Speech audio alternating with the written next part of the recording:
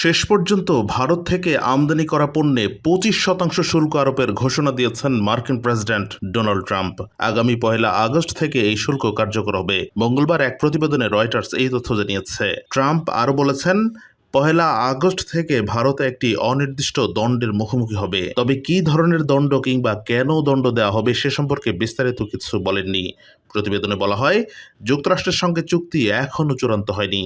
কৃষিপণ্য ও ডেইরি খাতে ভারতের অনমনীয় অবস্থানের কারণে আলোচনা আটকে আছে। চলতি বছর এ নিয়ে পঞ্চমবারের মতো যুক্তরাষ্ট্র ভারতের বাণিজ্য আলোচনা স্থগিত হলো। এদিকে শুল্ক কমাতে যুক্তরাষ্ট্রের সবুজ সংকেত পেল বাংলাদেশ।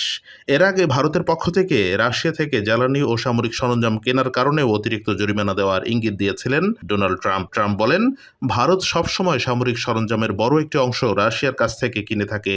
চীনের মতো তারাও রাশিয়ার জ্বালানির সবচেয়ে বড় ক্রেতা। এসব ভালো লক্ষণ নয়।